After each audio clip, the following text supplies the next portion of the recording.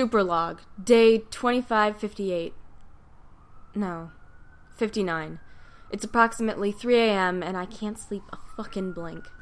I spent 2 hours tossing and turning, and then I just decided, fuck it, and got some work done. I built 1277 and 1278 and made a few repairs to 1111 and 49. 1278's gonna be trouble. I can already feel it in her electrodes. So, the point. Bunch of shit went down yesterday. It's mostly a blur. I stopped a mugging in the plaza in the Southern District, earned some cash moving boxes, and, that name I've been hearing around town, Delude? I found a group of his lackeys today, dealing arms, and I ran him down, rounded him up, turned him in. The cops are getting on my ass about that. Lord knows they love it when you do their job for them, but God forbid you take them anywhere. They say the next time I move them, I'll be the one in the cell, so it looks like I'll be spending a lot more time hobnocking around with dirt bags in the days to come. This one kid I grabbed, he had a bunch of these weird things on him. Looked like bombs, maybe, or something else. I've never seen anything like it. But reverse engineering's kinda in my wheelhouse, so I'm gonna figure it out. Aiden'll be pissed when he finds out I stole evidence. I'll give it back, though, when I'm done with it. But that's just the everyday bullshit, loose ends and all, not that important. So, primary race has begun for the party of too many players, right? And the party of windbags is a party of one this year since Miller is running for re-election, and with that guy's track record, you know he's gonna win. But it's important for the TMP party to put on a show, you know? So to kick it all off, these suits come down to crummy City on Fire, Daylark, New York to debate with Tara Moore. Ugh. And I don't vote. Can't vote, being legally dead and all. But I showed up early and hung out up in the rafters with Philomena, Magina, and Amara, keeping tabs on everything that went on, just in case. It was dusty up there, dark and smelling of rust and allergies. The farthest thing from interesting, though it had been a while since I'd been a shadow in the rafters. The last time was when I was on the other... Anyway, it was kind of a thrill to be up there, watching the world from on high. I didn't think anything was going to happen, but the TMP is always worth a laugh or two. The lights dimmed, everyone settled down, and I settled in for a show. There was a lot of yakking, a couple inflammatory statements, a bunch of lies, and finally, a commercial break. Except instead of going to commercial, the stage went black. I kept low as the lights went out, remaining calm as confusion and concern bubbled up from the throng below. From on high, I could see that it wasn't a total blackout.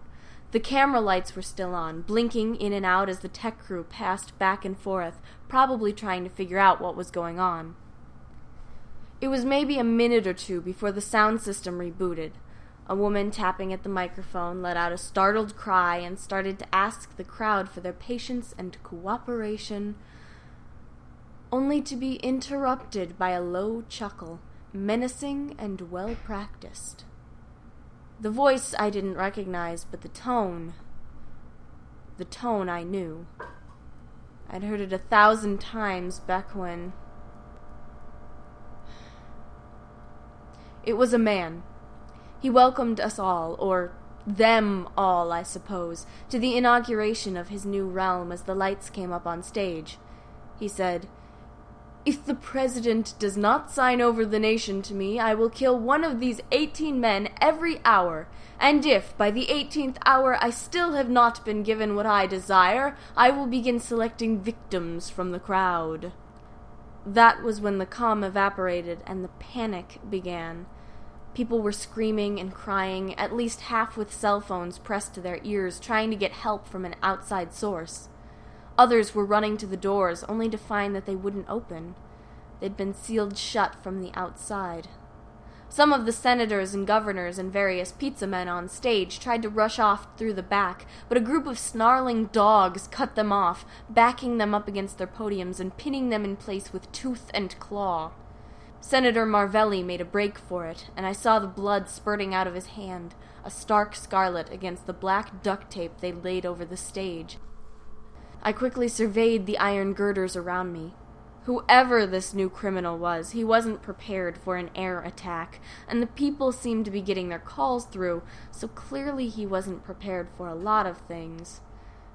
Most importantly, me. I got to my feet and turned to Philomena, Magina, and Amara. I hadn't expected needing backup, but now that we were penned in, I might not be able to get any, so they'd have to do. Amara, I said, call Aiden. Let him know what's happened, code 73. If nothing else, we need to secure the perimeter. Magina, see if you can find us a way out. Philomena, if you could have Emily track the signal. Done, she said, and I grinned, adrenaline already flooding my system. A terrorist in Daylark. It's been so long since I faced someone with guts, you know? Someone who knew how to jab in their heels and wasn't too fragile for me to sink my teeth into. The signal was coming from the tech station above the theater, and Magino was quick to find a maintenance hatch that led up to the roof. It was locked up tight, but it was no match for the explosive discs I keep on my belt. Unfortunately, neither was my watch, which has stupidly suffered damages because I wasn't fucking smart enough to get far enough away before the detonation. Lucky I didn't lose my goddamn hand. The maintenance hatch opened on a long upward tunnel with a thin white ladder meant to be accessed by men much taller than me. I had to jump to catch the first rungs, but I sent the droids up first. Magina, always willful, insisted on coming up after me to make sure I didn't fall. There was another hatch at the top, but Philomena had already wrested it open by the time I got there. I leapt up onto the roof, taking a second to orient myself. The dark, polluted sky above, the gray concrete beneath my feet, the ventilation systems on the other side of the roof. I conferred with the generals. We'd surveyed the place before taking our positions in the ceiling, so we knew that the tech station was a single-windowed enclosure just above the back of the theater, and that it could be accessed through a stairway in the hall outside the auditorium, or through the air vents. While a trip through those dusty old vents sure would be fun, it could also be a death sentence if they narrowed considerably or came to too sharp a drop or angle, and even being fairly small for what you might expect of a super, I wasn't about to risk that. No, if I'm gonna die doing something stupid, it'll be something fantastically stupid. I pulled my hoverboard from my belt and unfolded it, zipped down with the girls on my tail. The front entrance was locked down tight, sealed from the inside this time. So this guy had made a few preparations. I could respect that. I could also respect the large glass window next to the door that was just so easy to kick in. Backup will soon arrive, Amara reported, keeping to the rear as Philomena and Magina spread out in front of me. Good to know, I told her, packing away the hoverboard and pulling out the EMR. I set it to stun and rushed down the hall, but I wasn't expecting the horde of feral dogs standing watch over the entrance to the auditorium and the tech closet to the stairway. Dogs came at me all at once, an obvious reaction seeing as I was the only stimuli they had, and were at my knees before I had time to stun more than two of them. I kicked at their faces and found the leather of my boots caught in teeth, chunks torn out of my pant legs, and then my legs. The generals did their best, trying to keep the dogs away from me, but there were so many that by the time we could start to clear a path, the stunned ones were coming back to their senses. I got a decent look at some of them while I was prying their jaws apart, and I could see little black nodules implanted in their temples. Giving them orders, maybe? I turned the EMR to kill and blasted a few mutts, kicking away the ones that came at me between charges as I struggled toward the doors, but with the dead dogs on the floor, their attention began to wander. Canines love a good corpse, after all, and these bitches were hungry. Looked like they hadn't been fed a proper meal in weeks. I opened the door long enough for the girls and I to get through, kicked a rat dog in the face as it bit my heel, slammed the door shut, catching the tip of another one's nose and crushing it against the frame. But I managed to get it shut.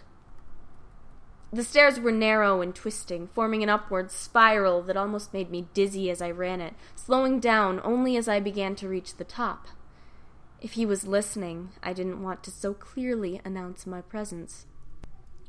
The door was soundproof, thick wood designed to keep the tech staff at peace in case anyone wandered up during a performance. Unfortunately, apparently it didn't lock, or maybe the tech staff wouldn't be sitting unconscious on the stairway just in front of it. A dead watch set for the asshole within. Philomena and Magina pulled them carefully down the stairs a ways, and I crouched beneath the door, lifting myself slowly up to peek into the tiny slit of a window into the room, and thankfully wasn't immediately caught. It was medium-sized, nothing special. Our school had a tech room just like it when I was in high. There he was.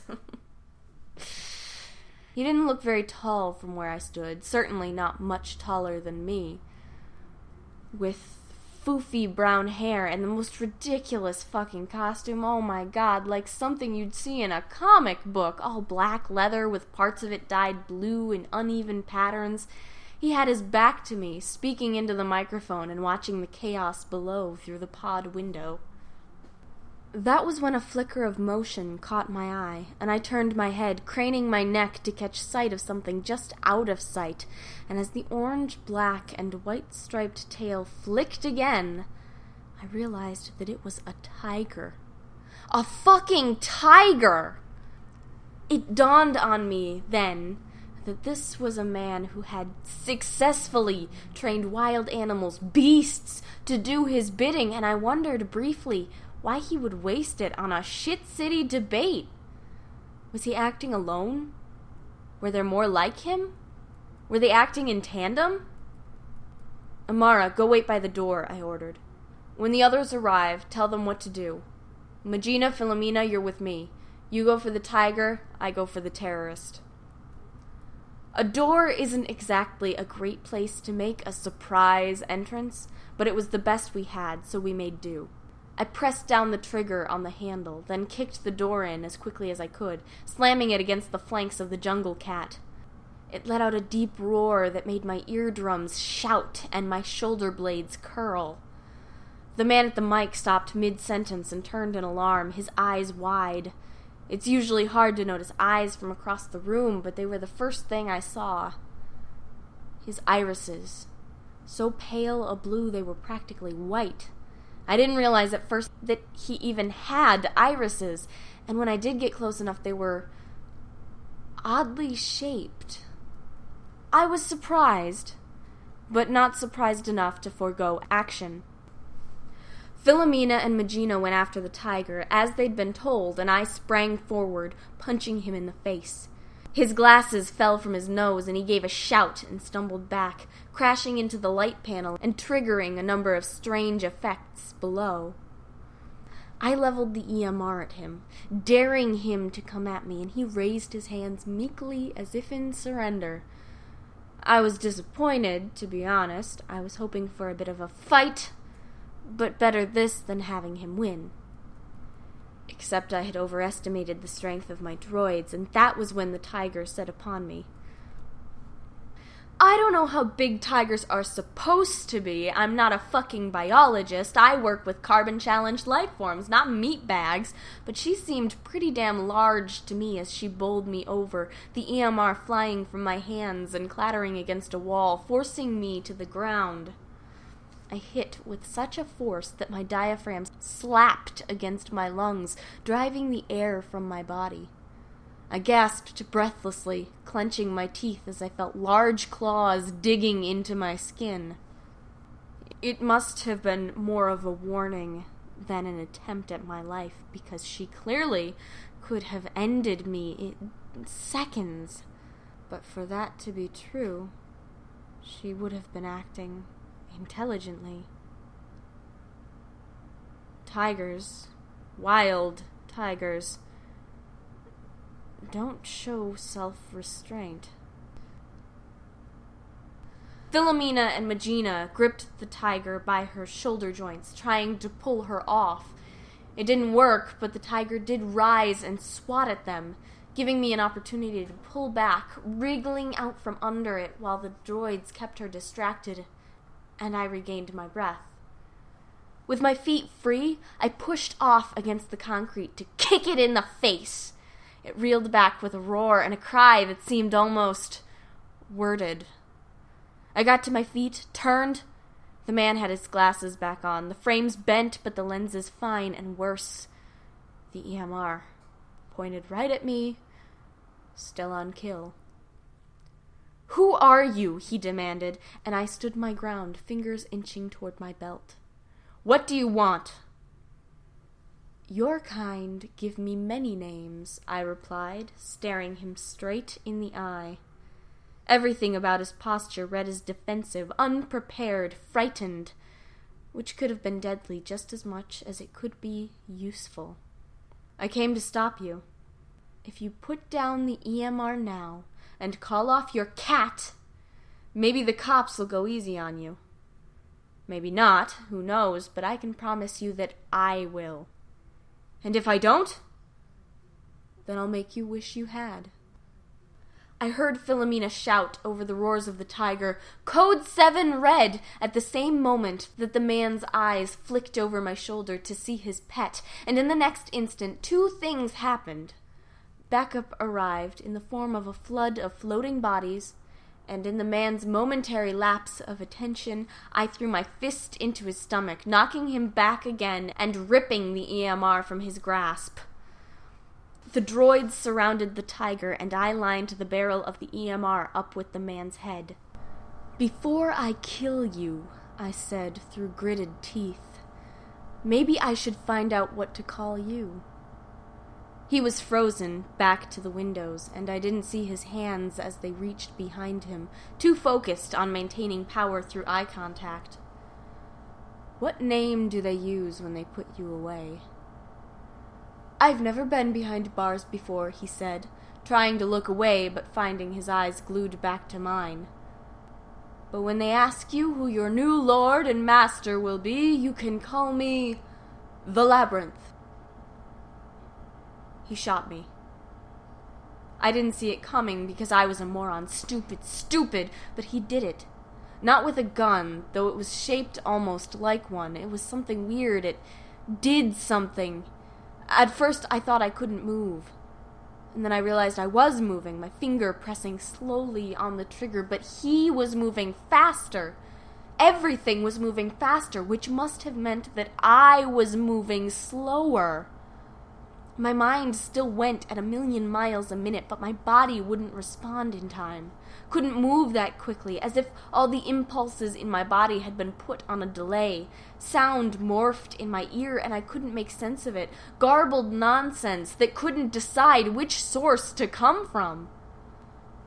So slowly, but as quickly as I could, I turned, not toward where the labyrinth was, but where I knew he would be, hoping that 621 through 667 would do as I was thinking they should. I turned the options wheel at the top of the EMR and waited, watching from the corner of my eye as the droids hit and pushed and punched at the tiger and the man. A losing battle. That's my fault. I don't know how to make them stronger. No. They know how the bots turned out. The tiger was breaking free, and I pulled the trigger as soon as she did, 3 times. The first came too soon, but the second blast, that landed right on her furry back, and too quickly for me to properly see, she collapsed into a small metal box.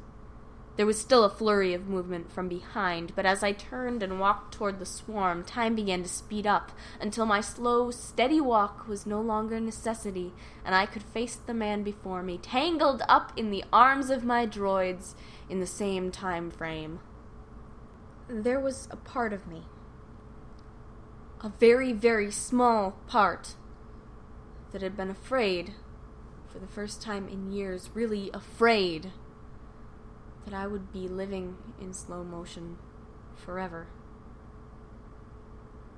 I would rather die. It came as such a relief when time came back to me, I almost could have sighed. Just so you know, Labyrinth, I was smug, smirking, gloating. It felt good to lord this victory over him, something finally different from the same old, someone I could take pleasure in beating. That's not how the American political system works. "What did you do to Hydra?" he demanded, and I glanced over my shoulder at the metal box. "The tiger?" "Yes, the tiger! Is she going to be okay?" "She'll be fine," I promised, then added, turning and moving toward the microphone, "until they put her down." I leaned into the mic, told the people to remain calm, I'd be coming for the doors and dogs in just a moment, then shut it off. "You're lucky the system's frazzled, or you'd be in the same position." I turned back to him. Looked him up and down, bruised and reddened from his encounter with my droids, clothes ripped and a little bloodied. Scrawny, not built for battle. A part of me was disappointed at how short the battle was. He asked me who I was, and I repeated my answer from before. "Well, what do I call the hero that has bested me?" he demanded, and I paused a moment, thinking it over. Which name to use? "Like I said," I finally answered, switching the EMR to net and lining up a shot, motioning the droids to back away. "Your kind call me many things.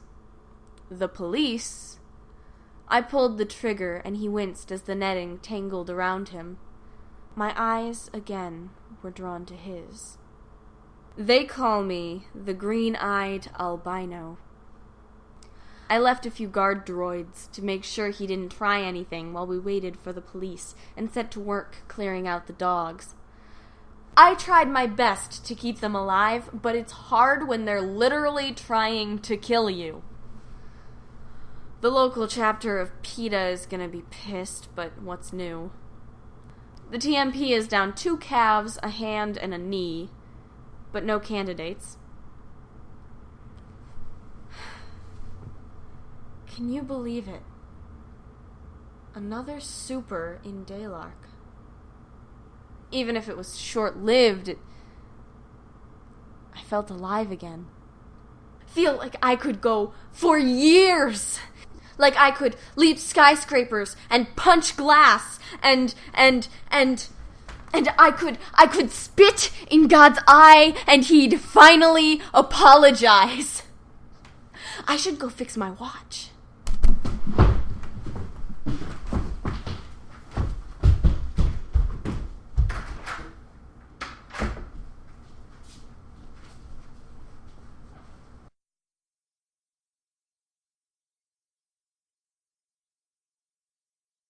Bloody Bold Irresolute is written, directed, and produced by Megan D. Coates.